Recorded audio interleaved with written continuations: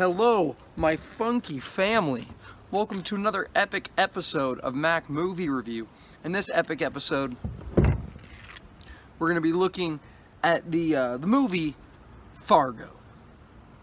Fargo is a Coen Brothers movie, and it is universally agreed upon by both critics and viewers, by fans and non-fans, that Fargo is one of the best Coen Brothers films. This thing actually won some Oscars. It was nominated for Best Picture, didn't win, but it did win Best Actress for Frances McDormand's or McDonald's. I remember her last name. McNormand, I think. Her performance in the movie, which is very good, but she literally doesn't come into the movie.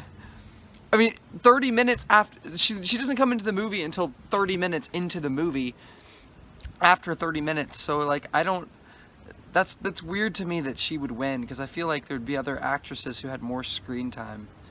You know, I don't know. That feels weird to me after watching the movie. That kind of surprised me.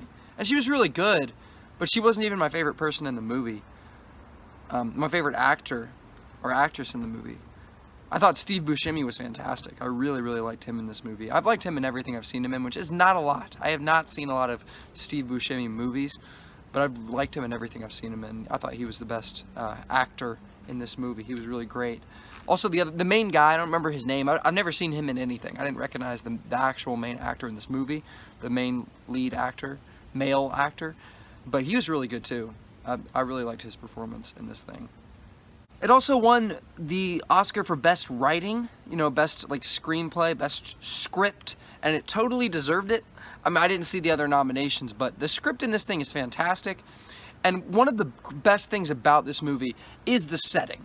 This thing is set in Minnesota, and so everyone has their stupid Minnesota dumb voices, and they feel so alien and weird and disconnected. Like, it doesn't, I've never, been to Minnesota, but it just feels so different from like the life I live and people I've come into contact with. Like, they felt like real people to me, but they didn't feel like, or some of them felt like real people, but they didn't feel like people that like they felt very different and very like part of this community and part of this state that's very different from my own. So I'm from Georgia. I live in Georgia. I'm from Alabama, but I live in Georgia. I've always been a Southern boy, and they got snow everywhere. The snow is throwing me off. It was just it's kind of cool, man.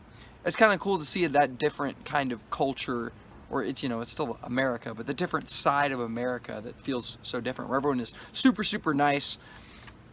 And that's the other thing, just the whole contrast of everyone being super nice and it being really messed up, very bloody and very violent story, but them, always like being super polite all the time. It's kind of a funny, interesting contrast.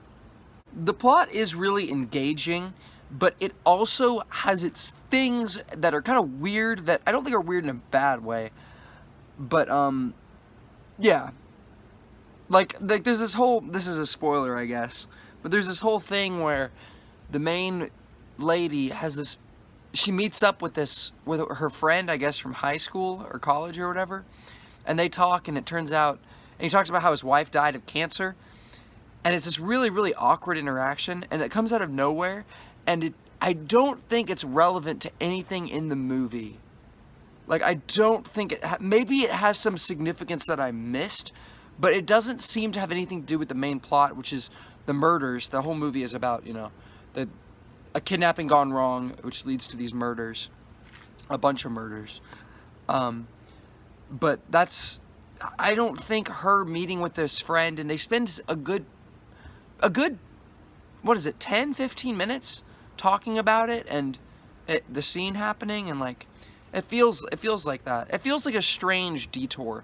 And maybe it does have some significance that I'm missing, because Coen Brothers like to put like a lot of hidden depth in their movies, like a lot of things that are kind of like in Inside Llewyn Davis and No Country for Old Men. There's a lot of different themes going on, and this movie felt like it was much lighter on that, on like the deep philosophical themes and symbolism and metaphors, which is so often in their movies. It felt like more of just a fun time and just fun, entertaining movie, and that's what it was. And I thought it was just really, really great writing, really great, directing, really great acting, good music when there was music. There wasn't a ton of music in this thing, but the theme, the actual time there was music was really cool.